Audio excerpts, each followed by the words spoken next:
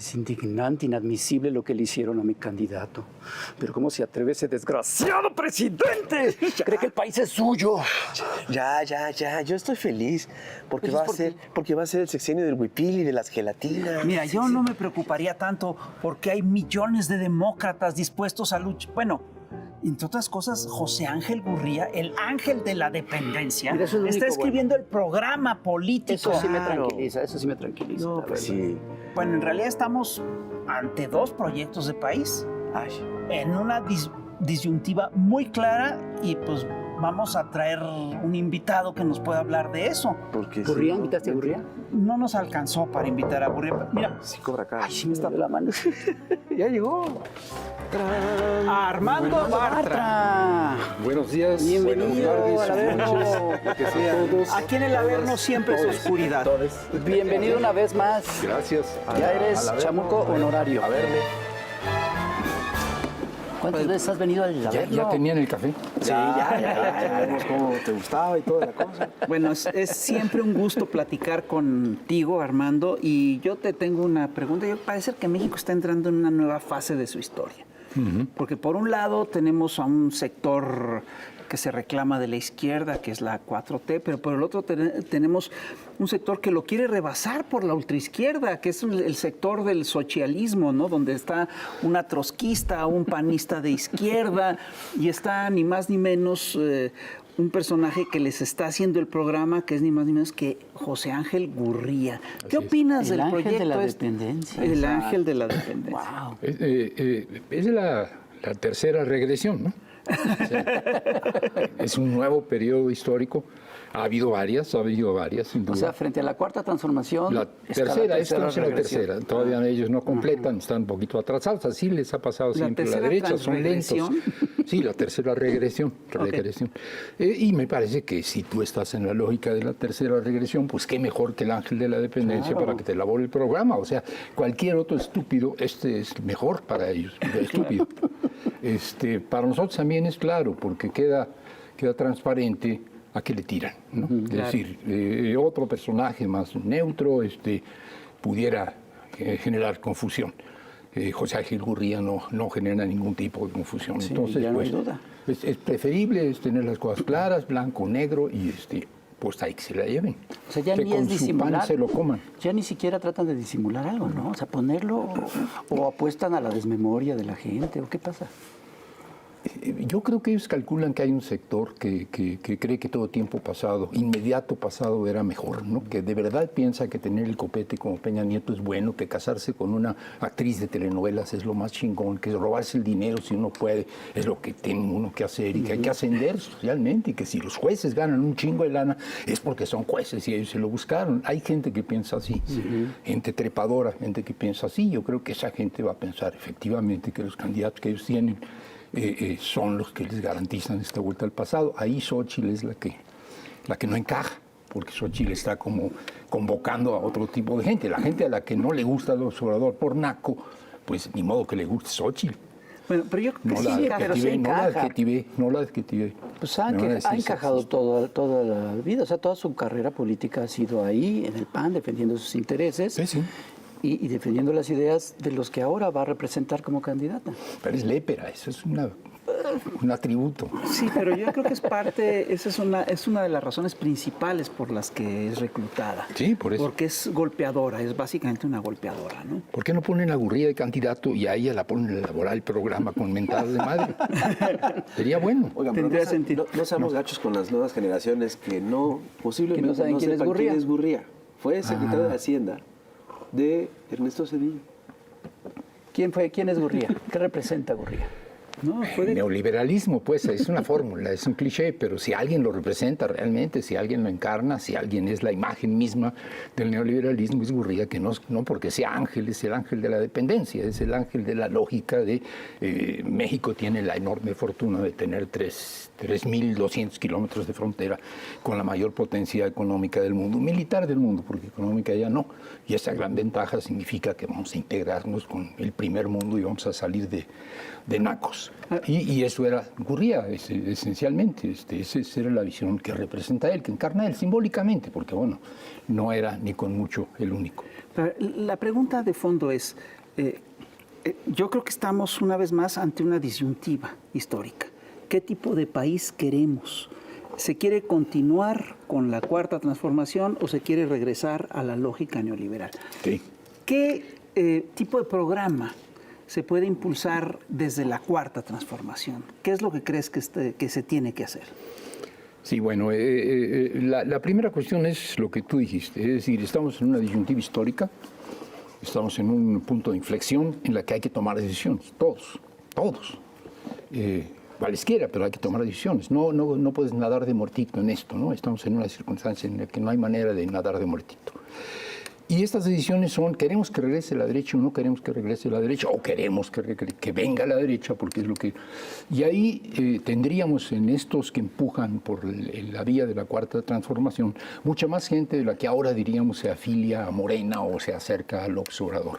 Gente que está descontenta con el estilo del presidente, gente que no le gustan una parte de las políticas públicas, gente que odia el Tren Maya y el Transísmico, gente que es de izquierda, pero es de izquierda muy crítica, y que se les preguntas, ¿quieres que regrese la derecha? Y dicen, no. Gente que diríamos sería convocable utilizando una fórmula de Borges, que es si no nos unió el amor, que nos une el espanto. Es mucha gente la que está espantada Xochitl Gálvez, espantada el ángel de la dependencia, gente que no le gusta lo que está haciendo este gobierno, o no todo, y que sin embargo jalaría en esto. O sea, la cuarta transformación tiene que sumar. No sumar chapulines, no sumar partiditos, no sumar membretes. Sumar gente y opinión pública. Queremos que la segunda etapa de la cuarta transformación incluya lo que ustedes sienten que no se incluyó en esta. Órale, adelante. Y esto es un tema programático. Algunos piensan, y me voy de corrido, que es un tema de las personas, ¿no? Claro. Pero es un tema de programa, no de las personas. Los programas son de los partidos, no de los candidatos. Los candidatos le darán su sesgo y lo volverán un programa de gobierno, si tú quieres. Pero evidentemente lo que tenemos es un proyecto para la segunda etapa de la cuarta en proceso. No está construido, tenemos 2 meses, porque empezamos un poquito tarde, tardaditos, pero cumplidores. Espero que cumplidores, lo de tardaditos no hay duda. Y eso es lo que se compromete al candidato o candidata, me refiero a la presidencia de la República, con esto. Evidentemente también a los que van para diputados, a los que van para los cargos en el legislativo, a los posibles gobernadores, presidentes municipales. Si hay un proyecto de país, si a ti te candidatea un partido que tiene este proyecto de país, tienes que adherirte a él. Y hay que construirlo. Hay ideas básicas, hay ciertos principios éticos, hay ciertos principios políticos, hay una visión antineoliberal, primero los pobres, por el bien de todos. Hay una serie de políticas que ya se transitaron, que se aplicaron en el sexenio, que son exitosas, otras no tanto. Hay pendientes que ya señalaron de lo que no se pudo porque te frenan en el legislativo. Los cambios constitucionales que no puedes lograr, que no tienes mayoría calificada. Ya sabemos, son tareas. El aparato judicial también, ¿no? Claro, o lo que el aparato judicial te echa para atrás, que es terrible. Bueno, ese es uno de los pendientes. Necesitamos reformar el sistema judicial en la segunda etapa de la cuarta. Necesitamos consolidar constitucionalmente la soberanía energética. Necesitamos avanzar en la soberanía alimentaria en términos de autosuficiencia, porque no se ha avanzado suficiente. Hay una serie de cosas. Esas ya sabemos. Hay otras que no sabemos porque no hemos preguntado. Okay. Y hay que preguntar. Preguntarle a la gente organizada, preguntarle a la gente experta, preguntarle a los dirigentes, preguntarle a los académicos y preguntarle a los funcionarios públicos. Porque ellos están en las entrañas del monstruo, finalmente, o del elefante reumático. Pues. Entonces, desde ahí adentro se ve cómo están las cosas. Y ellos te pueden decir, no avanzamos en esto por estas y estas y estas razones. Y para la próxima vamos a hacer esto y lo otro y lo demás allá. Entonces, es un gran debate nacional donde nadie está de más, salvo la derecha recalcitrante. No vamos a invitar a Gurría. Entonces, eso es lo que van a hacer. Van a preguntar, van a consultar. Tú eres parte de un grupo donde también está el Fisgón, que van a preparar este programa.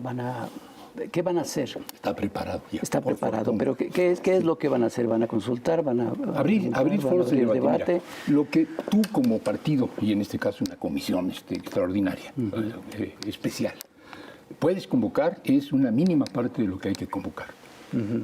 Hay un proyecto, hay un plan muy elaborado, yo creo que muy sofisticado, hecho rápido, pero que está muy bien, que permite que tú desarrolles 16, probablemente serán 17, porque son 17 grandes temas a nivel estratégico y nacional, o sea, una visión para el programa del gobierno federal.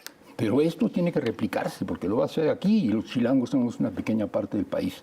Y eso se replicará en los diferentes, no solo estados de la República, sino distritos, etcétera, por centenares, si se puede y todo sale bien. Y además de esto, cada una de las entidades federativas y eventualmente los municipios puede discutir su propio proyecto. Los veracruzanos tienen un proyecto para Veracruz y ellos también cambian de gobernador. Entonces ellos necesitan decir qué le vamos a dejar al próximo candidato como proyecto. Esto es lo que está en curso, pero esto es lo que tú puedes convocar y organizar. Yo conozco a las organizaciones campesinas, se están reuniendo para hacer su carta a Santa Claus. Santo Claus o Santa Claus, no Santa Claus todavía, pero Santa ayer, Claus. Ahora Sancho Claus, sí. No hagan chistes, es serio. Entonces, van a suceder muchos más encuentros y debates de los que nosotros podemos imaginar, podemos convocar, por fortuna. Y lo que sí hay que ser es sensibles. O sea, tú llegaste a una conclusión en una mesa de trabajo sobre el problema gravísimo de la contaminación de los pozos en Chihuahua, porque los menonitas y los etcétera.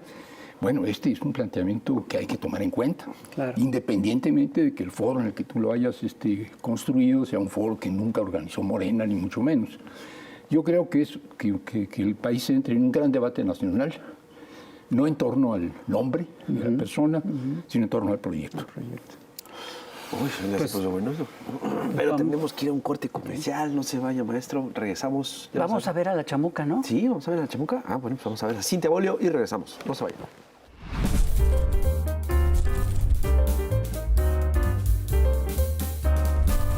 Querido electorado y sobre todo electorada, a que la tostada con nuestros derechos políticos en este país de torva, misoginia y conservadurismo. Pues te cuento que nuestro sufragio cumplió añitos. Lo conquistamos el 3 de julio de 1955. Aquel año las mexicanas acudimos por primera vez a ejercer nuestro sufragio en una elección federal. A partir de elecciones locales en los 20s, nos hicieron esperar como 30 años no más para ser reconocidas plenamente ciudadanas. Imagínate que con todo y bisabuelas, sufragistas, congresistas, feministas, generalas, coronelas, adelitas, maestras, espías, impías y más aguerridas luchando por el país y ganando también la revolución, pues la tal no nos cumplió. Se nos pidió regresar a parir y a servir y con buena cara, o te volteo la misma de un bofetón. En los 50 las mujeres conforman el Frente Único Pro Derechos de la Mujer, de 800 agrupaciones femeninas, y logran ciudadanía para todas. Sí que seguimos pariendo y sirviendo, pero no más menores de edad políticamente hablando, en la letra, y aumento de conquistas cada década. Gracias a la paridad ya no somos cuota, ya somos la mitad en el Congreso. Y hoy tenemos casi 10 gobernadoras. Mayoría de izquierda ellas, muy pro derechos. Pequeñísimo detalle que sí representa cabalmente a nuestro sexo. Y para 2024, pues la cosa se va poniendo interesante. A partir de la Corcho Sheinbaum, puntera en sondeos, el Frente Escuálido Opositor, feo, es obligado a elegir mujer. Y saca su propia versión de Benito Juárez, pero neoliberala, pero panista trosca, pero más bienestarista que el peje, o sea, pero con huipil de 50,000, pero sin privilegios. La patriarcal y pragmática derecha se ve obligada a fake ministear para intentar competir.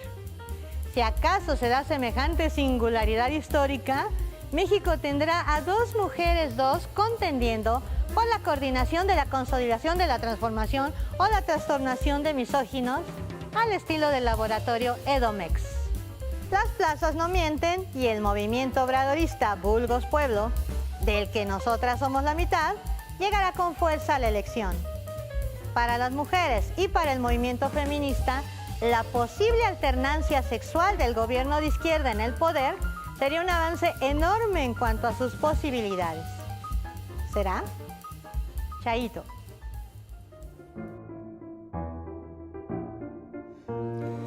Y seguimos aquí en el Averno, ni más ni menos que con Armando Bartra, hablando y discutiendo acerca de los grandes problemas nacionales. Armando, ¿qué sentido tiene que la gente discuta los problemas de la nación? ¿Por qué no dejárselo realmente a los especialistas, a los que supuestamente sí saben, a los que saben? ¿Por qué? Sí, los especialistas son fundamentales. Es decir, si tú le consultas a la ciudadanía te va a dar una visión de lo que es necesario y de lo que siente como prioritario a partir del lugar que ocupa dentro de la sociedad. Si es un campesino, una gente de la ruralidad, te va a plantear ciertos temas prioritarios. Si es una mujer convencida de que hay que dar una lucha en términos de género, feminista, te va a hacer ciertos planteamientos. Esto es justo, es legítimo y es muy necesario, muy necesario. Pero un programa tiene que estar estructurado de una manera tal que se jerarquicen las cosas, que se complementen, que tú digas, esto no lo podemos hacer si no hacemos una reforma fiscal. ¿Vamos a hacer una reforma fiscal, sí o no? Si la hacemos, entonces podemos desarrollar. Esto es un tema que se construye por especialistas. Los insumos, para que no sean ocurrencias, para que no sean conclusiones puramente de expertos, estas tienen que venir de la consulta de la ciudadanía organizada y la no organizada. Y esto es lo que lo garantiza. Lo segundo es que este programa construido colectivamente es un programa que compromete. Claro. Pero no compromete con el programa, compromete con la gente que fue consultada, que es lo más cabrón. O sea, decirle a la corcholato que quede, oye, este es el programa que tienes que aplicar, sí, pues cómo no.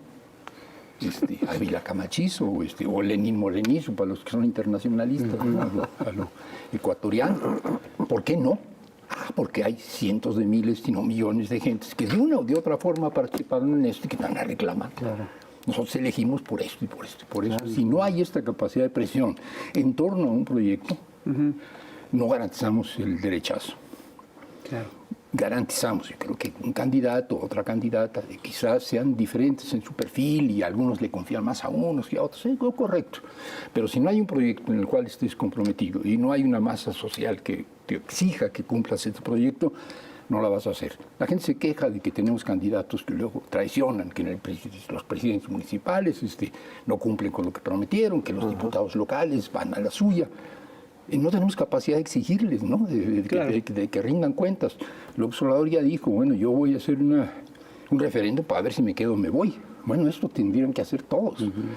Yo creo que es un problema de participación social, es un problema de tener una ciudadanía que participó en el proceso, que participó en la elección y hizo que ganara, que participó en el diseño del programa y que está en condiciones de exigir su cumplimiento.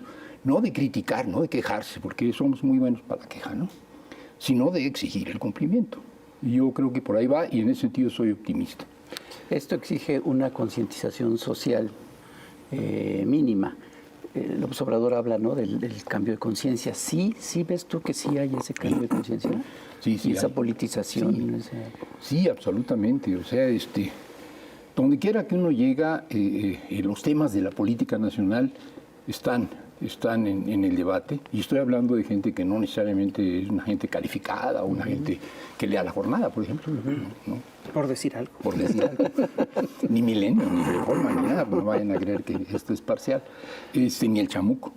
No, gente común y corriente, que está sin embargo preocupada, a veces preocupada por el tema de lo que es más visible, lo que es más mediático, que es el nombre de los posibles futuros candidatos de Morena, eso es inevitable. Pero otros no, otros están en otros términos y todos tienen su queja, lo cual me parece bien. Es decir, nosotros somos una organización campesina, estoy regresando de una reunión con unos que no voy a mencionar por su nombre, que no tiene sentido, y tienen un proyecto, tienen una serie de temas que quieren empujar y consideran que no se le hizo caso a las organizaciones y que debiera hacérsele caso. Y tienen toda la razón y es perfectamente legítimo. Y qué bueno que son una organización que puede reclamar que se les haga caso. La explicación sería, el observador consideró que los recursos a las organizaciones generan relaciones corporativo-clientelares y corruptas y que por lo tanto había que evitarlo. Algunas organizaciones dicen, pues corruptos ellos, pero nosotros no, y entonces ¿qué haríamos? Es un bonito debate. Y si esto llega a una conclusión, necesitamos organizaciones, pero organizaciones productivas, organizaciones gestivas, organizaciones democráticas, entonces seguramente tendremos diferente línea en cuanto al trato con las organizaciones en la segunda etapa, independientemente de cuál de los candidatos fuera el ganador.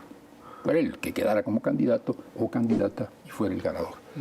Eso es mi versión optimista de las cosas. La versión más optimista es que si tienen un escritor del programa como Gurría y una candidata como Xochitl, pues no hay problema, hasta sin programa y hasta sin candidato les ganamos. Bueno, ahí no hay mucho que rascarle. Pero hablabas, en la primera parte del programa hablabas de las cosas, los pendientes que deberían de tratarse o subsanarse en una segunda etapa de la cuarta transformación. ¿Cuáles son los más importantes de esos pendientes? Mira, yo creo que hay uno que en este último año ha estado cambiando. Nosotros teníamos con la idea de que un cambio de gobierno que implicaba un cambio de enfoque, ya no la versión neoliberal de lo que es el desarrollo, iba a permitir que hubiera crecimiento económico. Suficiente crecimiento económico, porque no puedes redistribuir indefinidamente si no hay además crecimiento económico. No es lo mismo crecer que redistribuir, pero no puedes redistribuir si no hay un ingreso incrementado. Y esto pues se topó con dificultades muy severas, se topó con el tema después de la pandemia que provocó un bajón de las economías de todo el mundo, incluyendo, claro está, la nuestra, una recuperación difícil en condiciones de una guerra en Ucrania. Sí, nos hemos topado con todas las piedritas en el camino. Pero ahora empieza a haber una recuperación, ahora, en estos meses, semanas. El superpeso, que es una desgracia, porque cuando tú quieres exportar, pues no te sale bien. Pero esos son los últimos meses, semanas. A México le ha ido mejor en el rebote después de la pandemia que a otros países. Los que saben de eso dicen, hay tres formas de rebotar, ¿no? Tú te hundiste y vas a salir así, ¿no? O sea, te vas a tardar años en regresar. La otra es, te hundiste y vas a recuperarte, te vas a volver a hundir, te vas a volver a recuperar, es decir, en W, en L o en W. Estamos saliendo en V chica, estamos saliendo en V. Eso está muy bien y quiere decir, la política de no endeudarse en la coyuntura de la pandemia fue correcta. Yo sé que no hubo recursos suficientes para apoyar a quienes perdieron patrimonio. No fue suficiente, pero lo otro era endrogar al país. Se logró la recuperación sin deuda. México tiene muy controlada la deuda a pesar de las altas tasas de interés que le incrementan. Bien, pero todo esto no excluye el hecho de que necesitamos volver a crecer, como alguna vez nos dicen nuestros abuelos. El país crecía, sí, pues, la posguerra, ¿no? Los años 50, 60, 70. Pero esto se acabó. Necesitamos crecimiento, no cualquier crecimiento. La relocalización, ahora para ponernos muy técnicos, ¿no? La relocalización de la actividad productiva de las industrias que puede ser que encuentren en la frontera, en México en general, y en la frontera norte, incluso en la zona ísmica, por lo que ahora representa una posibilidad de inversión. Esto es bueno, pero ¿qué vas a hacer? Va Tesla. Monterrey, dice el observador, no la friegues. Tenemos estrés hídrico y tú vas a meter una fábrica que va a requerir millones de litros de agua. ¿Por qué no te vas al sureste? No, que no, si yo voy al sureste no me voy. Bueno, aquí quédate, pero establece acuerdos para el asunto del agua. Perfecto, una negociación. Queremos a Tesla donde Tesla quiere meterse, pero queremos condiciones. Yo creo que es un poco la lógica. Sí queremos inversión, sí necesitamos inversión, necesitamos ponerle reglas. No puede ser en el Istmo, por ejemplo, en donde tienes condiciones naturales frágiles, no puede ser que digas cualquier tipo de planta, no puede ser. Tienes que respetar además a la población y sus costumbres, yo creo que es crecimiento ordenado, crecimiento sostenible, crecimiento, digamos, encauzado por el Estado, pero crecimiento. Y sostener las políticas de redistribución. Con crecimiento puedes incrementar los impuestos sin que les duela demasiado a los empresarios y eso va a ayudar. Y además tienes un incremento de los salarios que tú dices, no, los empresarios van a poner el grito en el cielo porque les aumentaron el salario mínimo y esto arrastró también algunos salarios contractuales. No, es mercado. Si la gente trae dinero en la bolsa puede comprar. Claro, se recibe el mercado. Eso es mercado. Y impuestos mayores a los empresarios es obras de infraestructura y las obras de infraestructura sirven también a los empresarios. Entonces, yo veo un panorama favorable. México está hoy despegando en condiciones mejores que otros países, pero sí requerimos un crecimiento ordenado, para poder sostener la redistribución, que no es nada más darle dinero a la gente, sino que es crear más escuelas, crear más hospitales, tener más médicos, todo eso. ¿Tú crees que en caso de que el próximo gobierno sea de continuación de la Cuarta Transformación, que el próximo gobierno, en caso de que sea... ¿El caso de que qué? ¿En qué mesa estoy? ¿No es ese chamuco?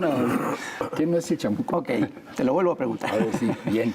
¿Tú crees que el próximo gobierno lo va a tener más fácil que este?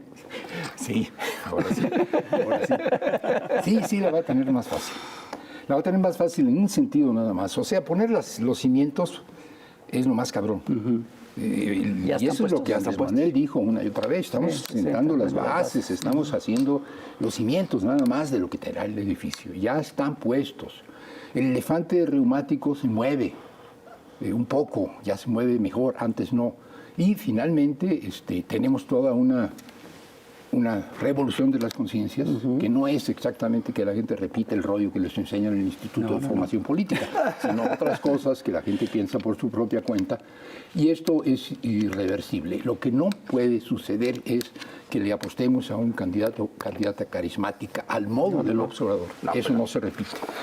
Y seguimos aquí en el Averno, en las tenebrosas profundidades del Averno, platicando con Armando Bartra.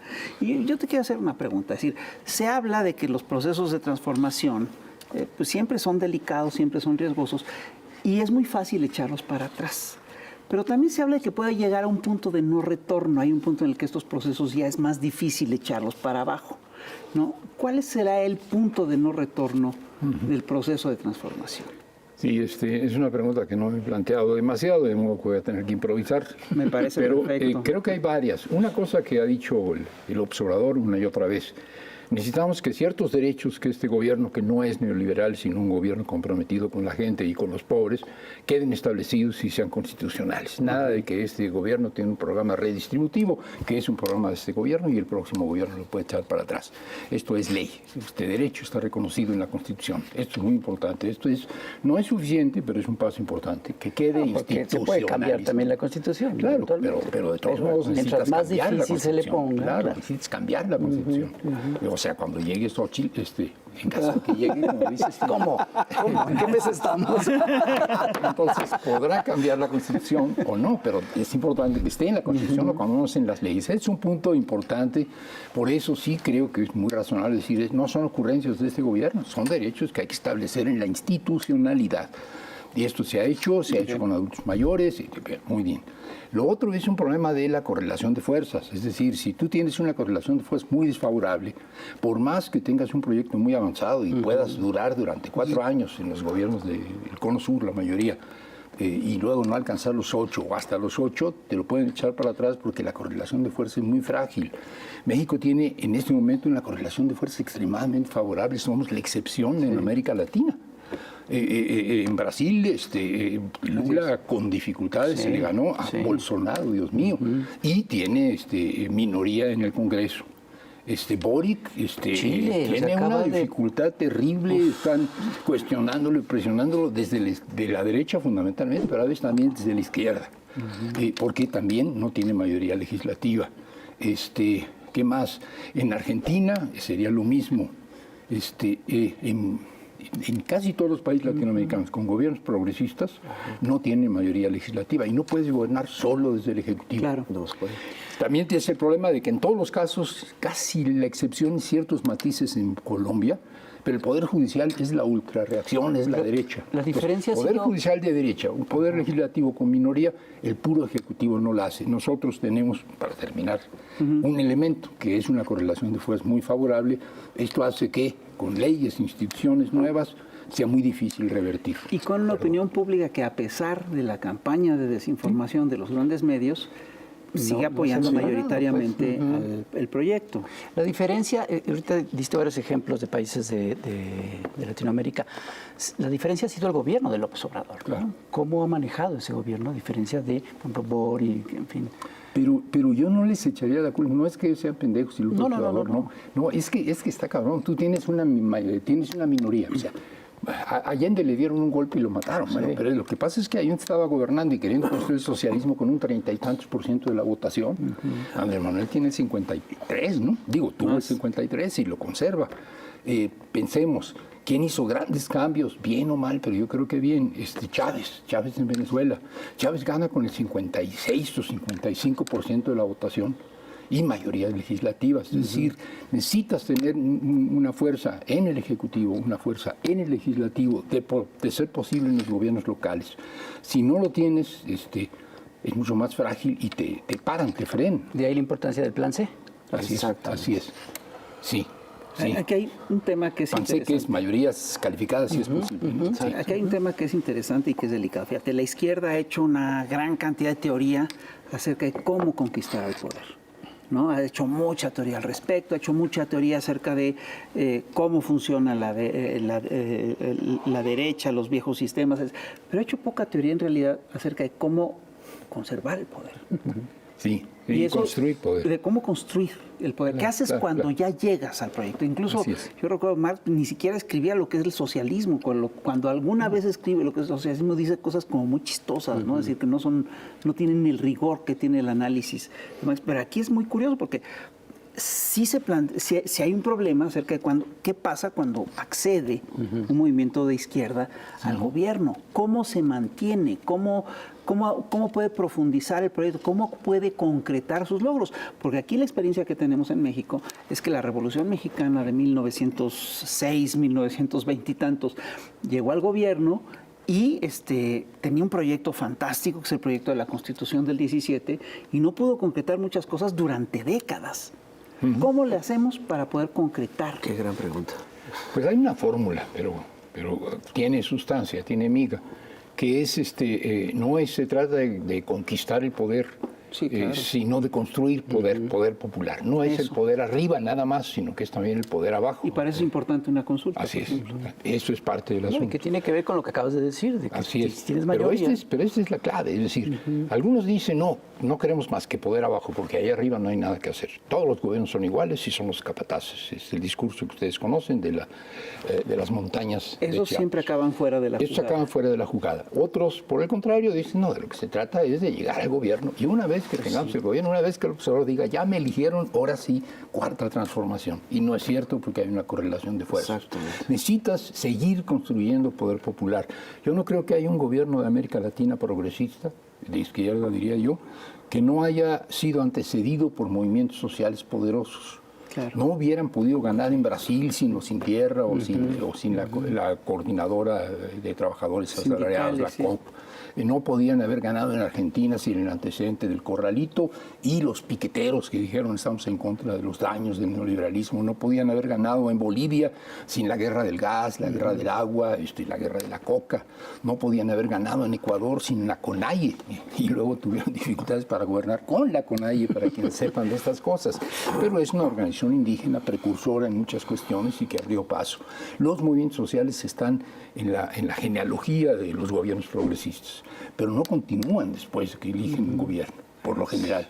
Y no solo no continúan, sino que en algunos casos, espero que en México no, hagamos poquitos, puede ser que algunos movimientos sociales se vuelvan de derecha, porque la derecha ya aprendió, Xochitl Gálvez es el caso, que puede utilizar como palancas los perfiles y las consignas de la izquierda.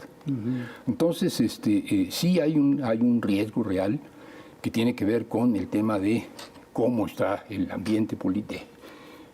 Medirle el agua a los camotes. Y creo que nosotros tenemos una condición hoy muy favorable. El término científico, ¿no? Medirle el agua a los camotes. Sí, claro. Es un viejo término marxista. Sí. Las veces que has estado aquí, Armando, has comentado sobre la importancia de los sindicatos. Sí. ¿Crees que sí ha habido un buen trabajo con los sindicatos? ¿O sea, ¿Pensan ustedes en sindicalizarse? Sí. Aquí en el Averno hay condiciones. Sí. No, yo era muy pesimista quizás la vez pasada que vine yo por acá porque decía, hijo, el movimiento social brilla por su ausencia, no hay ni madre, las organizaciones campesinas están muy golpeadas, el movimiento feminista pues de pronto aparece, pero luego desaparece y se radicaliza.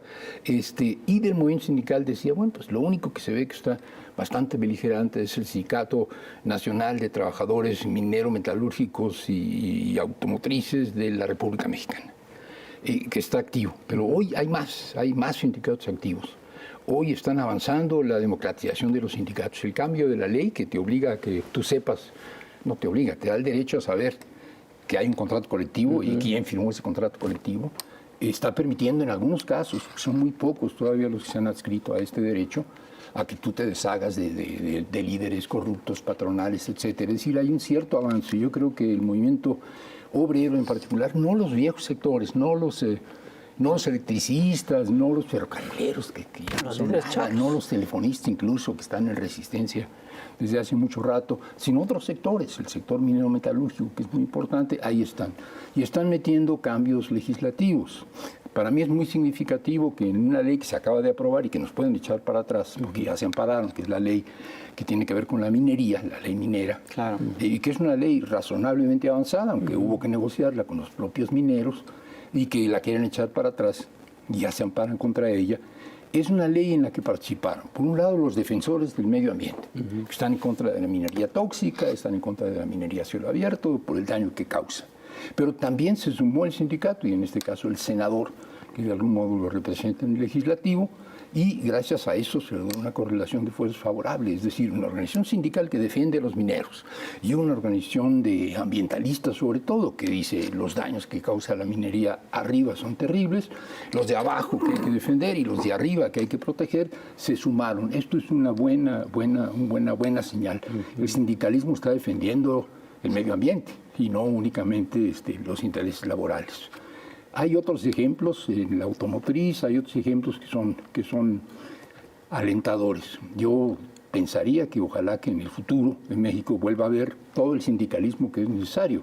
Quizás ya no estamos en la época de que todas las organizaciones gremiales son sindicatos, pero sí de que surjan sindicatos. La mayor parte del trabajador en este país no está sindicalizado, y algo que voy a insistir en ello, tenemos 3 millones de familias que viven del trabajo a jornal en el campo mexicano. Sí, claro.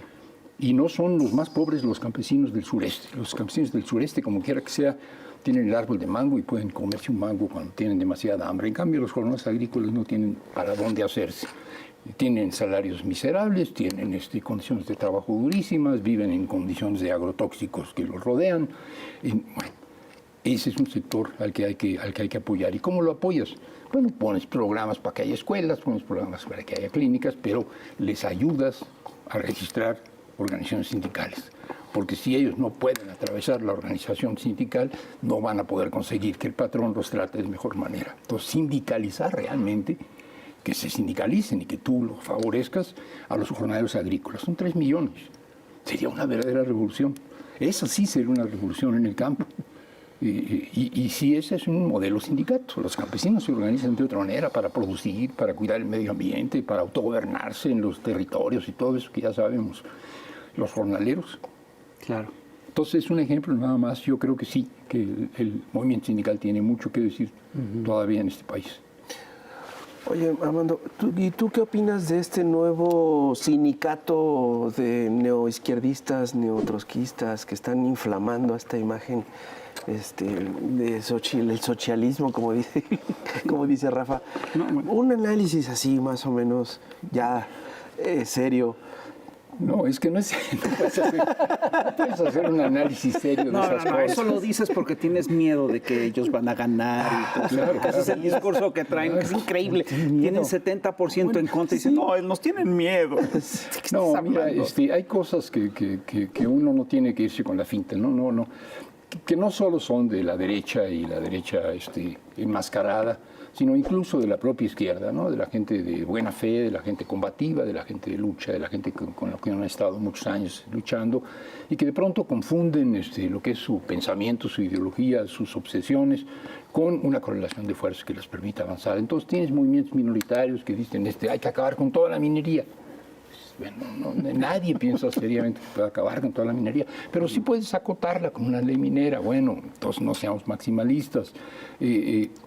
Lo mismo podríamos decir en cuanto a los derechos de los pueblos originarios. Bueno, hay que asumir estos derechos, no necesariamente significan un autogobierno que implique, por ejemplo, que no va a haber elecciones en esas comunidades. Si deciden que no va a haber elecciones, pueden decidirlo, pero no pueden prohibirlo a los ciudadanos que quieran. Claro. No sé, hay excesos y no hay que tragar esas bolas ruedas de molino, pero creo que en el lado de la derecha es mucho más ridículo, ¿no? Cambian de membrete cada tercer día, y finalmente es uno solo, nada más que con diferentes máscaras. Me refiero a que todos ellos son uno solo. Sí, mira, cambian de membrete, cambian incluso de figuras, pero están cambiando de discurso de manera radical. También. Pero detrás de eso está el mismo aparato de desinformación de Es lo que iba a siempre. decir. Sí. Pero además, para bien y para mal, controlan todavía la mayoría, si no es que todos los medios corporativos. O sea, eso tampoco podemos... Ya llegaron acá. Esa es otra reforma. Esa es otra de las reformas que tienen que hacer. Sí. Se necesita una reforma judicial, se necesita una revisión de cómo están los medios, se necesita una revisión de cómo está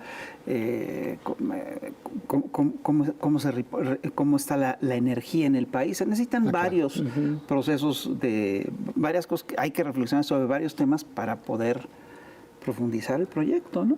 Sí, pero sí, es verdad que el tema de los medios, el tema del Poder Judicial, el tema de los medios y el tema de los vicios del sistema político electoral, eso que no es el INE nada más o el TRIFE, sino que es como se concibe, ¿no? En Brasil, Lula también llegó la primera vez, que llegó con mucha fuerza, pero de todos modos tenía minoría y tuvo que negociar con medio mundo. O sea, tienes que ofrecer cosas para tener una correlación de fuerzas que te permita gobernar, y eso es una maldición. No pudo reformar el sistema político. Y bueno, él duró sus 2 cuatrienios, pero después Dilma la echaron para atrás. Sí. Y a él lo metieron a la cárcel. Y bueno, después, o sea, quiero decir, el sistema judicial es terrible. La corrupción del legislativo y la venta de intereses, o más bien la venta de votos a cambio de dinero para servir a ciertos intereses, es muy peligrosa en este país. Y efectivamente la otra dimensión son los medios masivos. Pero hay algunas cosas que se pueden hacer casi no por decreto, pero sí por ley, ¿no? O sea, necesita reformar el Poder Judicial. Por ejemplo, el sistema de que se elija a los jueces. A los jueces. Eso ya ocurrió en Bolivia. Fue una reforma que Ocurrió ya en México se en hizo. el siglo XIX. Bueno, esa es una información de nuestro historiador. No, bueno. No me la sabía, pero Sí, no claro. lo dudo. Pero digo, en México Bolivia... Juárez llega mediante la elección, mediante el voto. Lerdo llega mediante la elección. Y Riva Palacios. No, sí, todo ese sector, en aquel entonces, a mediados del siglo XIX, se votaba directamente por el presidente y votabas también por el presidente de la Suprema Corte. Claro. Pues yo creo que tenemos que volver a eso. No es sencillo porque votas por candidatos que alguien propone. En el caso de Bolivia, el sistema era que los partidos ponían candidatos y entonces la ciudadanía votaba. Y está bien porque la ciudadanía define que no es impresentable. Y sí, uno que es indígena, entonces la ciudadanía muy indígena en Bolivia votaba por él y demás. El tema era que los partidos mayoritarios, en este caso era el MAS, el partido del gobierno, ponían la mayor parte de los candidatos. Entonces los partidos minoritarios decían que era la cargada porque todos... no es perfecto el sistema. La gente necesita saber por quién está votando. Hay que hacer una exposición de perfiles, pero sí, sin duda, es mucho mejor que el de cuotas. Claro.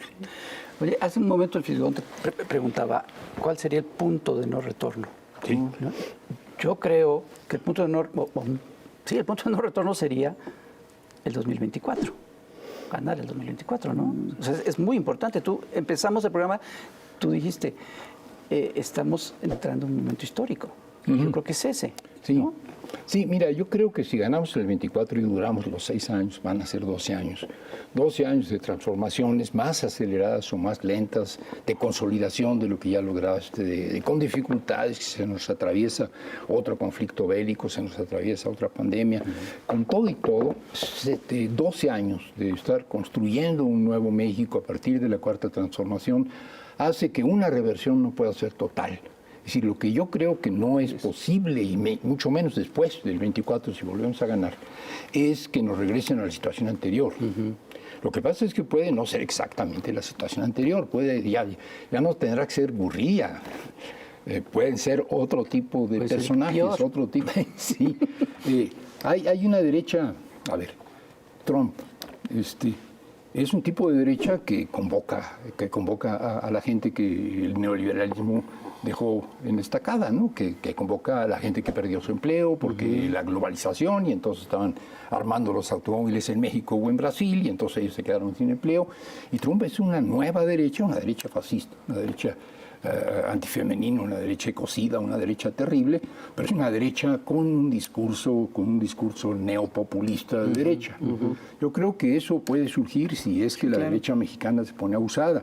Entonces nos van a querer regresar, pero no regresar exactamente a Carlos Salinas, sino a otra cosa. Pero el esfuerzo por regresar siempre va a estar ahí. Lo que pasa es que yo creo que el regreso es diferente después de 6 años que después de 2. Y después de 2. Pero yo sí creo que a lo largo de la historia tú te encuentras que hay países en los que de repente hay transformaciones tan profundas que impiden ciertos regresos. Te voy a poner un ejemplo muy sencillo. En México, la Revolución Mexicana inhibió, entre otras cosas, un proceso que sí se dio en otros países de Europa y de América Latina, que es el surgimiento del fascismo. No es que no tuviéramos una derecha radical en México, la tuvimos, fue la entre otras cosas, se expresó a través de la cristiada, pero nunca llegaron a gobernar territorio. ¿No? Y el fascismo nunca llegó a ser gobierno en nuestro país, cosa que sí ocurrió en otros países. Entonces no lograron un apoyo popular. Sí, no lograron el apoyo. Y el tema de fondo... grande, pues, extendido en el país. Yo te voy a decir, yo creo que el punto, es decir, el 2024, si triunfa efectivamente otra vez la cuarta transformación, pues va a implicar que va a ser más difícil echar para atrás las cosas. Pero yo creo que el punto de no retorno no está ahí. El punto de no retorno está en el hecho de que se tiene que mantener una movilización permanente para garantizar los cambios. En cuanto llegues a eso, ya estás del otro lado. De acuerdo. Pero también hay otra cosa que no puedes es algo que es constante, ¿no? Sí, claro. No es un punto. No es un punto. No, pero sí es una dinámica. Es decir, vamos, no es una ley de termodinámica social. ¿No? Yo así lo interpreto. Si no mantienes la energía social viva y actuante, no. Te echas Son para atrás. oleadas, ya lo sabemos. La gente luego se va a descansar y hiberna y luego vuelven a salir el oso del ¿Y cómo mantienes esa dinámica? Y la mantienes sobre la base de una organización que no sea una organización puramente coyuntural. Los movimientos sociales son generalmente movimientos coyunturales por algo incendiario. Van a inundar con una presa mi pueblo. Ajá. Va a quedar mi abuelita debajo del agua, zumba, quiero decir. Me descuido también, mi abuelita. Y la gente dice no, y se moviliza. O tienes un tema más estratégico, estamos utilizando glifosato y esto nos envenena, etcétera, y la gente se moviliza, y así. Pero esto es muy fluctuante, esto es ascenso, cumbre y vuelve a bajar. Ahora tuvimos una protesta muy fuerte en Perú por el golpe de Estado en Perú y sin embargo se aplacó. Así son los movimientos sociales, no hay estructura. Necesitas organizaciones sociales con más estructura permanente, con una visión más estratégica. Necesitas que embarnezca la organización social, no solo la de los movimientos, no solo la de la convocatoria. De pronto tú convocas hoy en redes sociales y mañana tienes una manifestación de 100,000 gentes en el Zócalo. Y pasado mañana ya no tienes a nadie, no puede ser. Entonces los sindicatos que tú decías, pues sí, son organizaciones permanentes. No todo el tiempo están movilizándose, pero son organizaciones permanentes. Exacto. Necesitamos, lo que tú dices, una energía social que esté presionando, entendiendo que tiene que ser lo más estructurada posible, no nada más espontánea y circunstancial. Pero además necesitamos otra cosa que no hemos dicho, y es una correlación de fuerzas a nivel global. Así es. Si nos quedamos solos, nos va a llevar la fregada. ¿Quién dijo?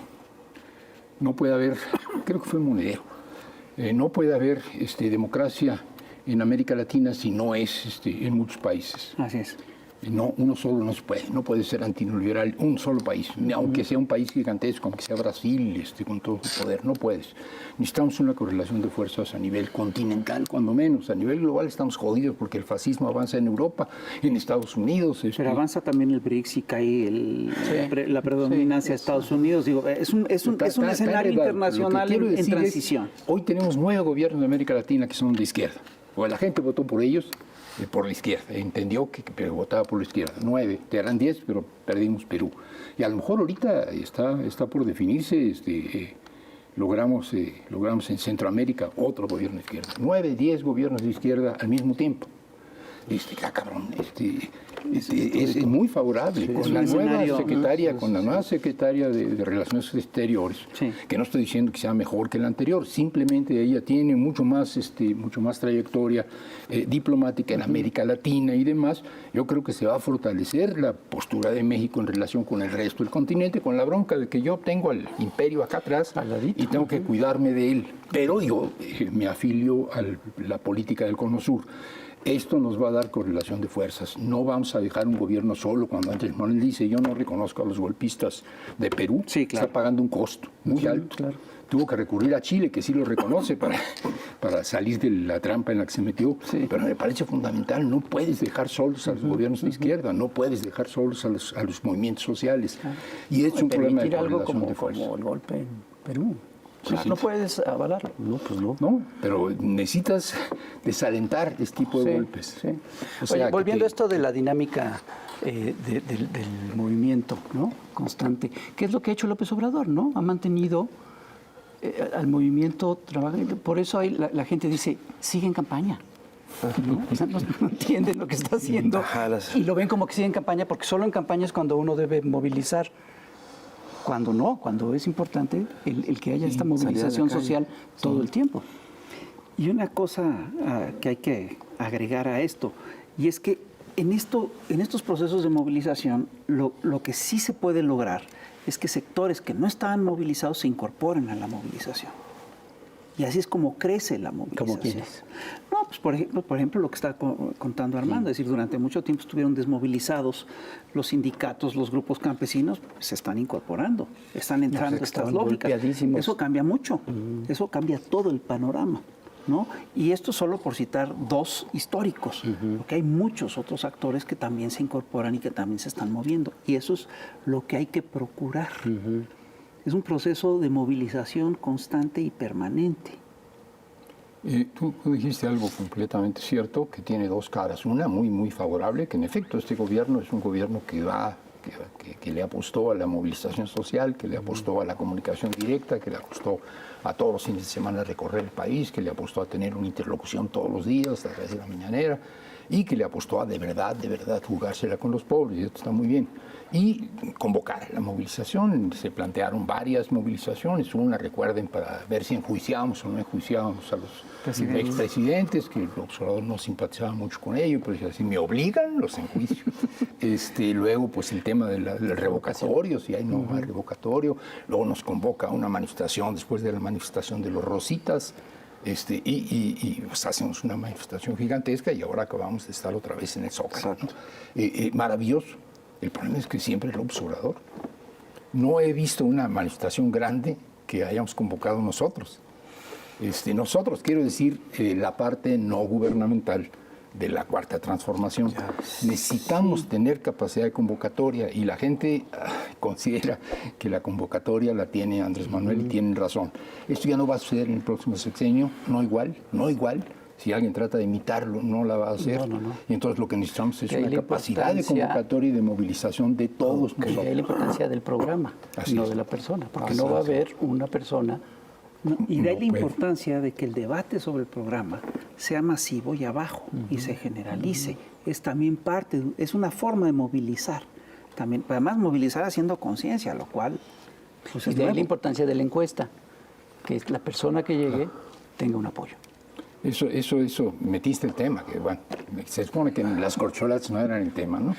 Pero es muy importante que, a ver, es que de verdad me parece monstruoso, no me acuerdo quién era una ministra, estoy casi seguro, a lo mejor era la jefa de los ministros, pero lo que dijo es, los partidos no tienen derecho a hacer proselitismo más que en la época electoral. Entonces, ¿qué chingadas madres hacen los partidos si no hacen proselitismo? No, ustedes nada más tienen que, cuando nosotros les digamos, ahora sí, convoquen, entonces ya sacan la foto de los candidatos y entonces hacen proselitismo. Pero antes no pueden hacer, ¿cómo que no pueden hacer proselitismo? Pues eso es lo que hacen los partidos. ¿Y qué es lo que hacen las personas de los partidos? Pues placearse, ir, encabezar, dirigir, hablar, movilizarse, y de ahí van saliendo los candidatos. Y pensar que los partidos funcionan como una maquinaria electoral solo en el periodo electoral y siguiendo poniendo las reglas del juego es estúpido. Decir, tú como partido no puedes hacer proselitismo más que cuando yo te diga, es una monstruosidad. Es que no es estúpido, es una visión de lo que debe ser, de lo que es la de lo que es la democracia, lo que es la democracia como negocio. Claro. Esa visión. Exactamente. Esa es la gringa también, Claro. o sea, los gringos, los partidos Por eso en Estados Unidos, no es me refiero a estúpido, los es perverso. convencionales. No es estúpido, es perverso. Sí. Es una visión, es una forma perversa de hacer política, que ser en realidad las lo dos que hace es que desmoviliza y despolitiza. Ese es el objetivo. Sí, claro. Pues para eso Pero eso sí necesitamos no violentar la ley. es. Sí. Sino No dar asumir que el pretexto. trabajo de un partido permanentemente es convocar a la gente a las ideas que sostiene, Pues es apoyar esta a la idea gente de en sus partido y luchas. movimiento. Claro.